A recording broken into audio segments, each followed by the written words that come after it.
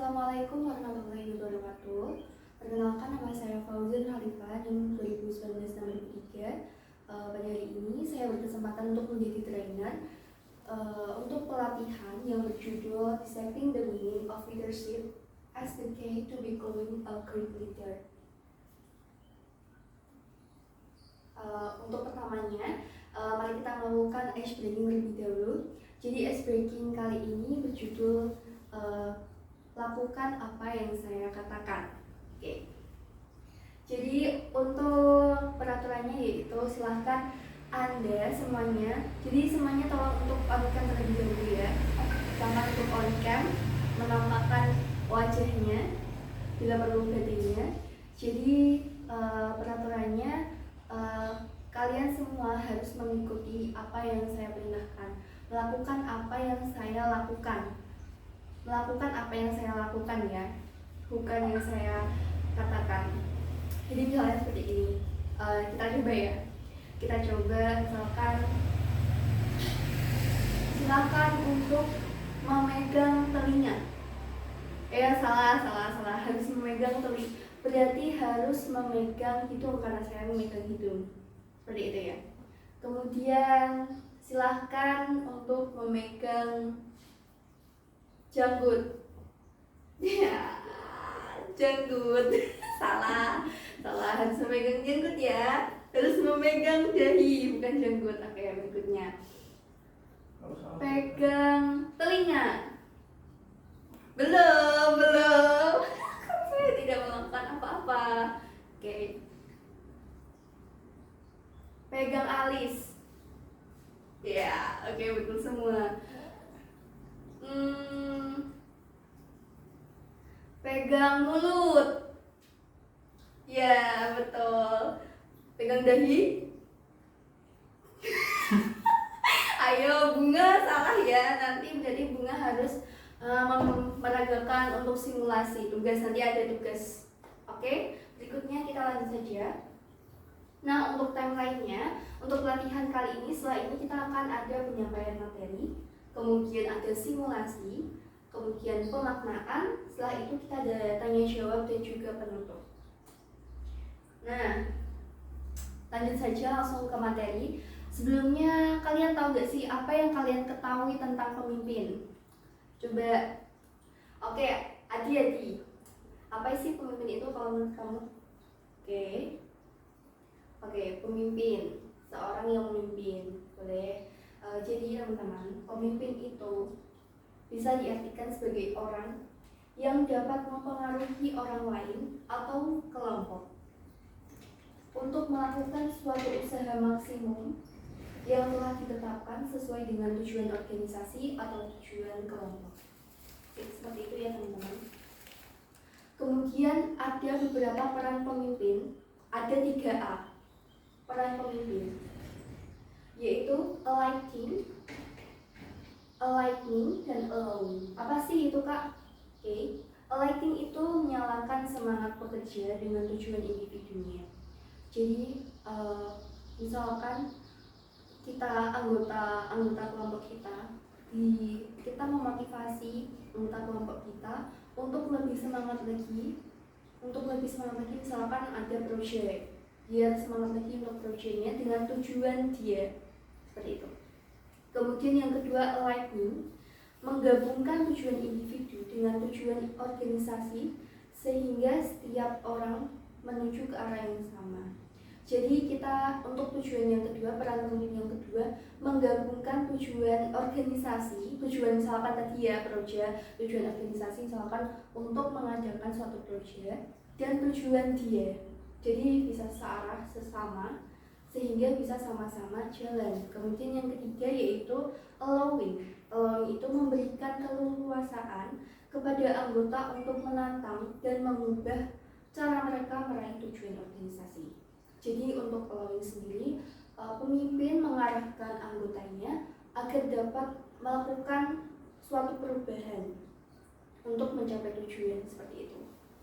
Selanjutnya, fungsi pemimpin. Fungsi pemimpin di sini itu ada 4.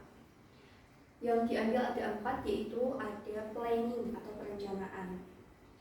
Planning planning sendiri perencanaan prioritas untuk mencapai tujuan. Jadi planning itulah hal yang utama, hal dasar yang harus dilakukan untuk mencapai suatu tujuan. Jadi sangat penting.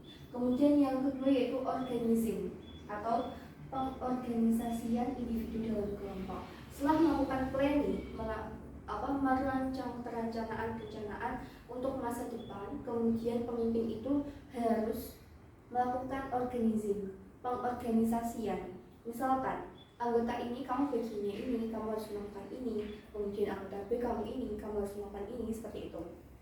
Kemudian yang ketiga itu actuating.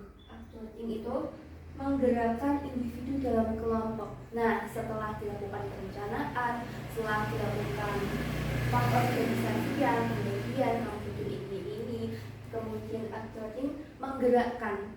Dan kemudian anggotanya, ayo kita sudah bagi tugas, sekarang waktunya untuk melaksanakan tugas tersebut.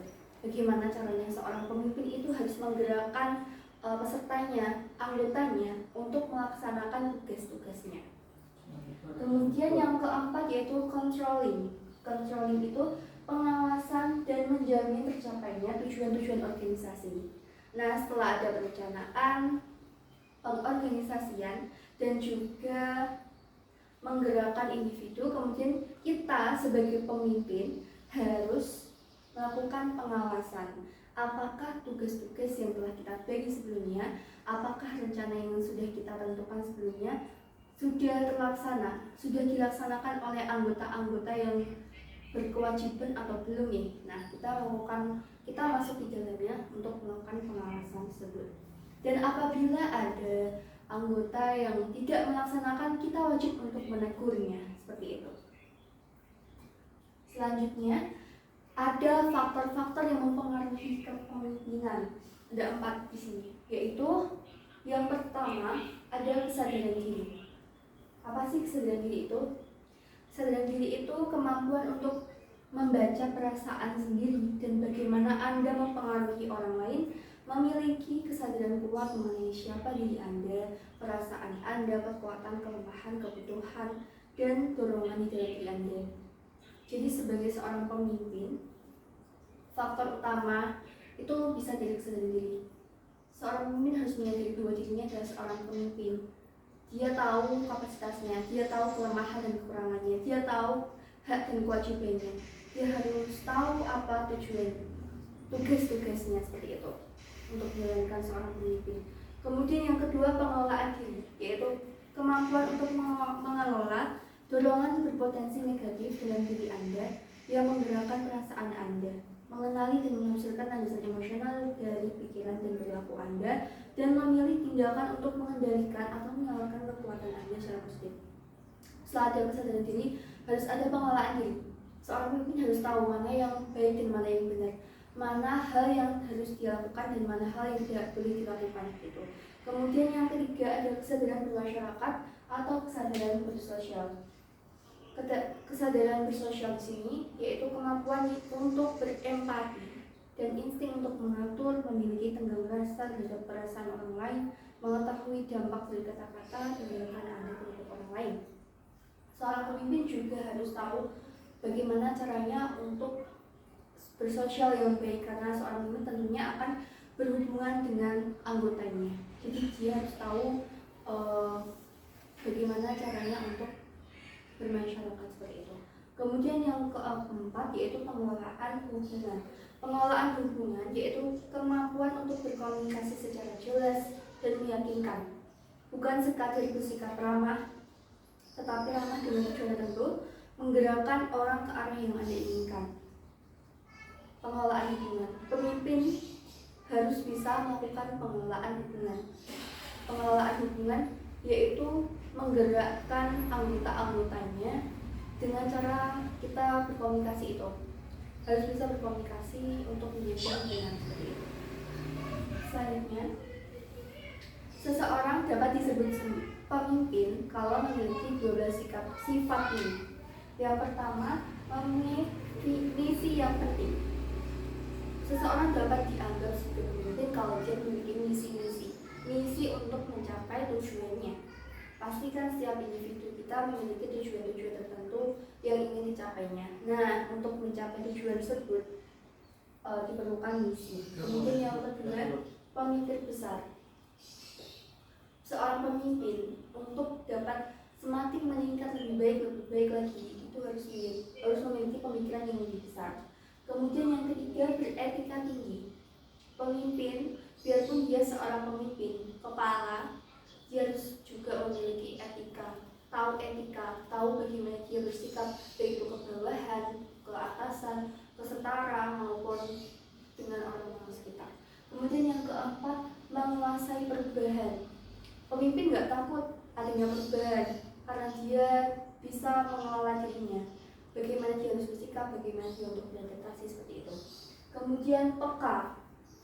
Pemimpin harus peka dengan bawahan, dengan lingkungan sekitarnya. Misal ini kayaknya bakal ada yang bermasalah nih. Nah, pemimpin harus tahu kalau ada hal seperti itu agar permasalahan-permasalahan tersebut itu bisa langsung teratasi di awal.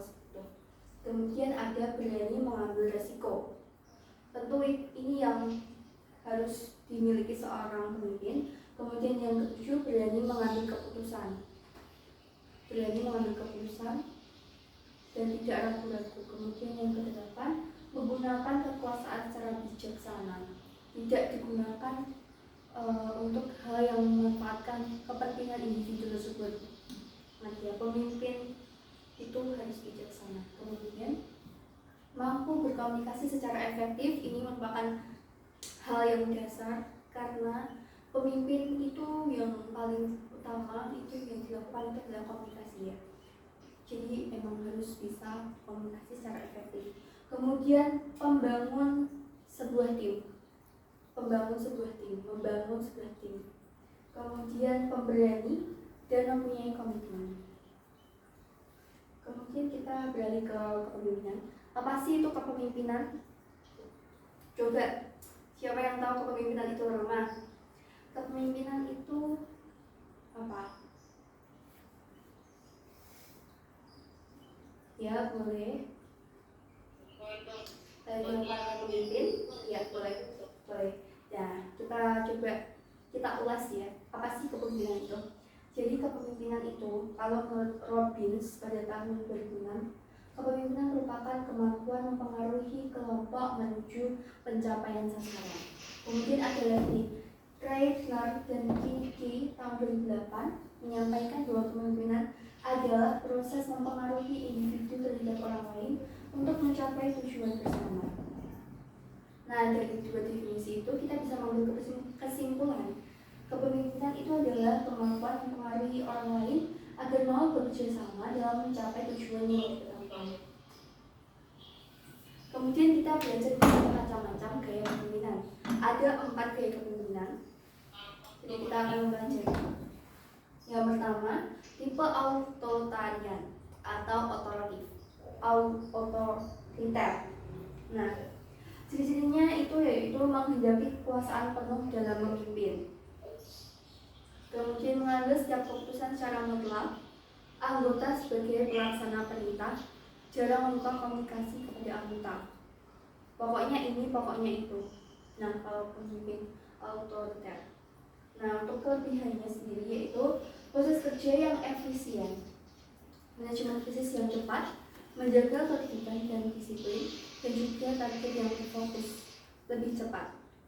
Untuk kekurangannya, bisa menimbulkan upaya micromanaging, membuat pekerja merasa dipaksa dan menurunkan moral mereka, kemudian memunculkan budaya kerjakan saja yang penting selesai. Jadi mereka mengabaikan kualitasnya. Kemudian yang keempat, mematikan pikiran kreatif dan inovatif. Jadi pikiran ide-ide dari anggota-anggotanya tidak dimanfaatkan karena hanya mengikuti pemimpinnya saja. Berikutnya yang kedua yaitu tipe laissez-faire. Laissez-faire ini ciri-cirinya yaitu memberikan kebebasan terhadap anggota, menyerahkan keputusan kepada anggota, membutuhkan anggota yang terampil dan kreatif, lebih banyak mengambil peran untuk mengawasi kinerja anggota daripada terlihat langsung. Jadi untuk yang tipe kedua ini lebih melimpahkan semua itu terhadap anggotanya. peran pemimpin tidak terlibat. Untuk kelebihannya sendiri yaitu meningkatkan kepuasan kerja, yang kedua meningkatkan kreativitas anggota-anggotanya, dan yang ketiga pemimpin dapat mengabdikan diri untuk hal-hal yang lebih penting. Untuk kekurangannya sendiri yaitu kurang jelas peran seorang pemimpin, karena hampir semuanya yang melakukan adalah anggotanya. Kemudian meningkatnya jumlah konflik, karena biasanya untuk hal ini akan terjadi iri-irian antara anggota satu dengan anggota yang lain. Kemudian tidak semua orang dapat mengambil tanggung jawab ini, tentu saja ya. Kemudian tipe ketiga yaitu tipe demokratis. Ciri-cirinya yaitu mengajak anggota untuk mengambil keputusan, mengutamakan diskusi dalam memunculkan ide, menganggap setara para anggota, tertarik pada gagasan orisinal anggota. Kalau untuk tipe yang ketiga ini, antara pemimpin dengan anggota semuanya sejalan, jadi melakukan diskusi dua arah untuk mengambil keputusan. Untuk kelebihannya yaitu pemimpin lebih dihargai, anggota merasa memiliki peran dan berkontribusi dalam pemecahan masalah. Yang ketiga, mengarah pada gagasan yang lebih baik dan solusi yang lebih kreatif. Yang keempat, anggota memiliki motivasi untuk meningkatkan keterampilan profesional mereka. Yang untuk kekurangannya sendiri yaitu tidak semua ide dan gagasan berkualitas dari anggotanya. Kemudian pengambilan keputusan lebih lambat karena harus diminta dari anggota satu ke anggota dua dan dari pemimpin, jadi itu lebih lama. Kemudian konflik kepentingan sering muncul. Yang keempat yaitu tipe pseudo-demokratis dengan ciri-ciri terlihat demokratis tetapi sebenarnya bersifat authoritarian, mengarahkan anggota kelompok lain untuk percaya dengan pendapat dan keputusannya, menganut demokrasi yang semu, mengarah pada pemimpin yang otoriter. Jadi untuk yang keempat ini sebenarnya dia itu otoriter, tapi dia dengan selimut, dengan cover yang seolah-olah demokratis. Untuk kelebihannya yaitu selalu memiliki ide-ide atau pemikiran yang baik dan selalu melakukan musyawarah dengan bawahannya. Kekurangannya, struktur organisasinya tidak jelas atau kabur dan bawahan selalu didesak agar menerima keputusan tersebut sebagai keputusan bersama. Nah, kemudian setelah melakukan penjelasan materi, setelah kita mendapatkan materi tadi, kemudian kita akan memperagakan, mensimulasikan dari materi yang telah kita dapatkan tadi. Untuk tadi, siapa tadi? Rama atau siapa yang salah dalam menjawab? Ini sebagai hukumannya, silahkan untuk mensimulasikan, memperagakan bagaimana ketika Rama mendapatkan permasalahan, ketika Rama menjadi seorang pemimpin dan mendapatkan permasalahan bahwa ada ketika dosen, ini pura-puranya Rama sebagai pemimpin ya, kan sebagai pemimpin kelas, Rama diminta untuk dosen menentukan hari pengganti karena hari kemarin itu ada dosen yang tidak bisa, kemudian diminta untuk memilih hari untuk mengganti. Rama diminta untuk mendiskusikan dengan anggota kelasnya menentukan hari untuk dapat diajukan dosen tersebut. Tapi dalam hal ini Rama harus memperagakan, mensimulasikan tipe kepemimpinan otoriter. Nah, Rama silahkan untuk mensimulasikannya. Saya beri waktu. Oke, silahkan. Ya. Ya, oke, sip. Oke teman-teman, sekarang kita melakukan pemaknaan ya dari yang telah disimulasikan oleh Rama. Jadi Rama tadi menyampaikan bahwa dia itu ketika menjadi pemimpin dan diminta untuk memilih hari dan dia sebagai pemimpin yang otoriter, dia katanya tadi langsung menentukan hari, langsung bilang sama dosennya, tidak bilang ke guru kelas, langsung memberitahukan bahwa kelas akan diadakan hari Sabtu jam 7. Tidak mau tahu bahwa ada anggota kelas yang tidak bisa karena entah itu ada urusan atau apa, dia tidak mau tahu, pokoknya di kelas itu hari diadakan kelas itu pada hari itu jam segitu. Nah dengan itu kira-kira udah benar atau belum sih teman-teman? Gimana? Ya betul, sudah betul, karena untuk tipe otoriter sendiri itu dia memaksakan kehendak, pokoknya keputusannya mutlak, tidak mau tahu anggota itu mau menolak, mau tidak bisa, itu tidak mau tahu. Pokoknya intinya ya itu yang dia buat seorang pemimpin, apa keputusan yang dibuat oleh pemimpin itu yang menjadi keputusan mutlaknya. Nah, kira-kira dari penyampaian materi tadi ada yang ditanyakan atau tidak teman-teman? Barangkali ada yang tidak jelas atau apa, bisa langsung ditulis di kolom chat, atau tidak, kalau tidak nanti bisa kalau di chat ke WA saya juga tidak apa-apa seperti itu. Baik, sepertinya tidak ada yang ingin bertanya. Cukup dari saya. Mohon maaf bila ada kesalahan atau kekurangan yang mungkin tidak kurang berkenan di hati. Dan terima kasih sudah mau berpartisipasi dalam pelatihan saya. Bila Taufik Hidayah. Assalamualaikum warahmatullahi wabarakatuh. Terima kasih.